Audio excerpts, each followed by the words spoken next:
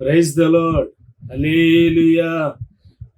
మహోన్నతుడు మహాగణుడైనటువంటి యేసుక్రీస్తు ప్రభు వారి శ్రేష్టమైన ఘనమైన మికిలి ఉన్నతమైన నామమునకు మహిమ ఘనత ప్రభావములు కలుగును గాక. దేవునికి స్తోత్ర. ప్రభునందు ప్రియమైనటువంటి దేవుని బిడలరా, మరి ఒక పర్యాయము దేవుని యొక్క వాక్యమును తీసుకుని మీ గృహాలలోనికి రావడానికి దేవుడు నాకు అనుగ్రహించినటువంటి ఈ ఆధిక్యతను బట్టి గనుడైనటువంటి దేవాది దేవునికి మహిమా ఘనత ప్రభావములు తెలియజేస్తూ మీ అందరికీ కూడా నేను నిండు మనసుతో కృతజ్ఞతలు వందనాలు తెలియజేస్తూ ఉన్నాను. బిడలారా, బాగున్నారా? మీ అందరి యొక్క క్షేమం కొరకు మానుదిన ప్రార్థనలో మేము జ్ఞాపకం చేసుకుంటూ ఉన్నాం. రండి, ఒక పర్యాయము దేవుని యొక్క మాటలు వినడానికి దేవుడు మనకిచ్చినటువంటి గొప్ప భాగ్యాన్ని బట్టి దేవుని మహిమపరచుదాం. దైవ గ్రంథమైనటువంటి బైబిల్లో నుండి జెఫన్యా గ్రంథము 3వ అధ్యాయము 2వ వచనాన్ని నేను చదువుతూ ఉన్నాను. జెఫన్యా గ్రంథము 3వ అధ్యాయము 2వ వచనము. అది దేవుని మాట ఆలకించదు, శిక్షకు లోబడదు, యెహోవా యందు విశ్వాసముంచదు, దాని దేవుని యొద్దకు రాదు. చదవబడినటువంటి పరిశుద్ధ వాక్యమును మన వినికిడిలో కృపగలిగిన దేవుడు దీవించునుగాక. ఆమేన్. ప్రభునందు ప్రియ దేవుని బిడలారా, దేవుని చేత పిలువబడి దేవుని చేత ఎన్నిక చేయబడినటువంటి ప్రవక్త అయినటువంటి జెఫన్యాకు దేవుడు ఇచ్చినటువంటి వాక్కు, దేవుడు ఇచ్చిన దర్శనం, ప్రవక్తతో పరిశుద్ధాత్మ దేవుడు మాట్లాడుతూ ఉన్నాడు. మనందరము ఎరుగుదు, ప్రవక్త అనగా దేవుని మనిషి, దేవుని చేత ఏర్పాటు చేయబడినటువంటి వాడు, దేవునికిని మనుష్యులకును మధ్యగా నిలబడినటువంటి వాడు, దేవుని యొక్క ఉద్దేశములను మనుష్యులకు తెలియచేస్తూ మానవుల యొక్క ప్రతి అవసరతను దేవునికి తెలియజేసినటువంటి వానిని ప్రవక్తలు అని అన్నారు. దేవుని యొక్క చిత్తాన్ని దేవుడు ప్రవక్తలకు తెలియచేయగా ప్రవక్తలైనబడినటువంటి వారు ఇలాగు పరిశుద్ధ గ్రంథముగా మన కొరకు గ్రంథస్థము చేసి దేవుని యొక్క ఉద్దేశములను దేవుని యొక్క చిత్తమును మనకి అందించినట్లుగా మనం చూస్తూ ఉన్నాం. నిన్నటి దినాన్ని మొన్నటి దినాన్ని 2 దినాలు వరుసగా జెఫన్యా గ్రంథములో నుండి ఈ 2వ వచనములో 2 మాటలు మనం ధ్యానం చేస్తాం. నేటి దినాన్ని మరొక పర్యాయము మరి ఒక మాటను మనం జ్ఞాపకం చేసుకుందాం. మొదటి మాట, వారు దేవుని మాట ఆలకించరు అని చెప్పి నేర్చుకున్నాం. 2వ దినాన్ని వారు దేవుని యొక్క శిక్షకు లోబడరు అని చెప్పి నేర్చుకున్నాం. నేటి దినాన్ని 3వ మాటగా పరిశుద్ధాత్మ దేవుడు జెఫన్యాతో అంటూ ఉన్నాడు, వారు నా యందు విశ్వాసముంచరు. అంటే వారు యెహోవా యందు విశ్వాసముంచరు అని చెప్పి మనం చదువుతూ ఉన్నాం.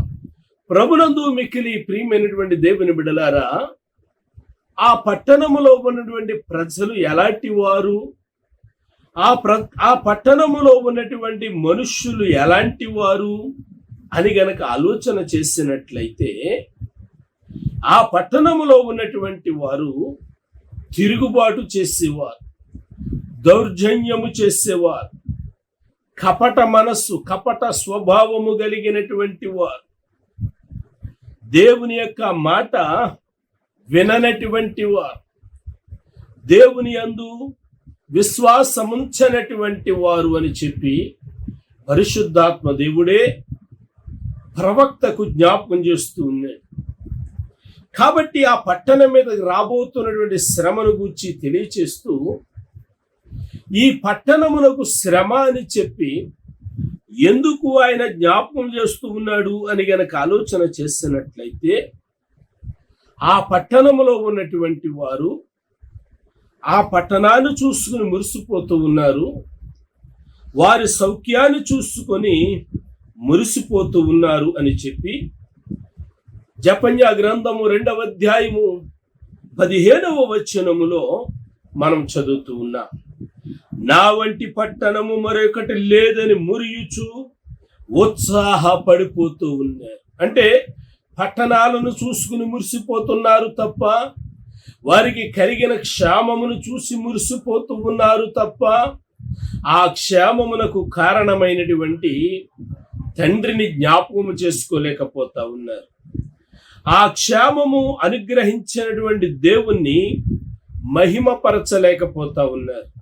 కాబట్టి నేటి దినాన్ని 3వ మాటగా జెఫన్యాతో సెలవిచ్చిన మాట ఏమిటంటే, జెఫన్యా వారు విశ్వాసము లేనటువంటి ప్రజలు, విశ్వాసము నమ్మకము లేనటువంటి ప్రజలు అని చెప్పి జ్ఞాపకం చేస్తున్నారు.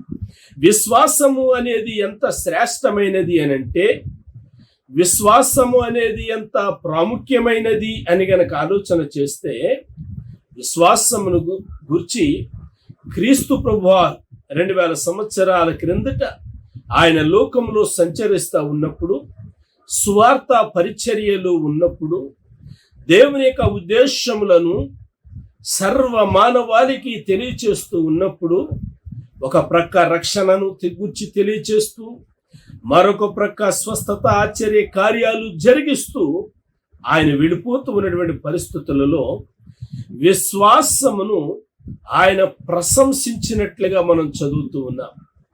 విశ్వాసమును ఆయన గొప్ప చేసినట్లుగా మనం చదువుతూ ఉన్నాం.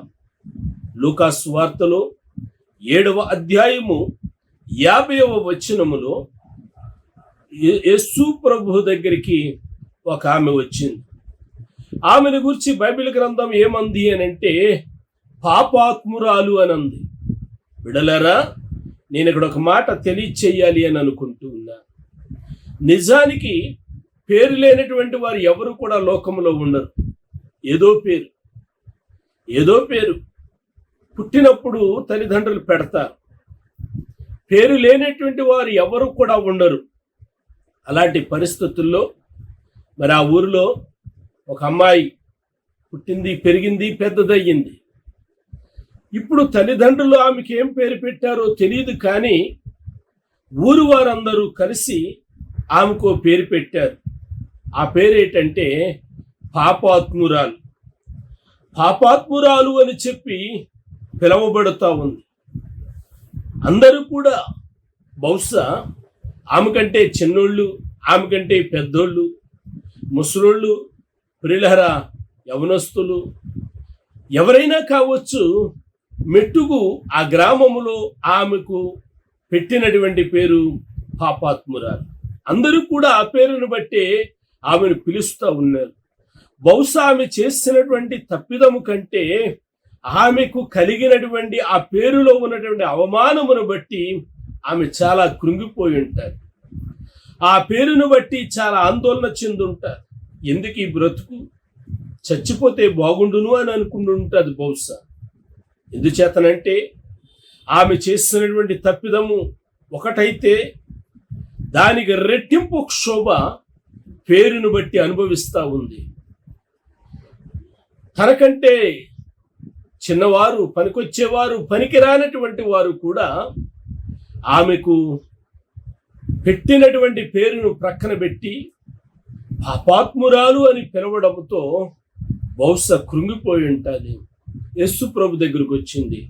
ఆమె చేసిన కార్యాన్ని చూచి యేసు ప్రభు వారు ఆమెను అభినందించి యేసు ప్రభు వారు ఆమెతో అంటారు, అమ్మా, నీ విశ్వాసము గొప్పది, నీ విశ్వాసము నిన్ను రక్షించెను అని చెప్పి యేసు ప్రభు వారు జ్ఞాపకం చేస్తూ ఉన్నారు.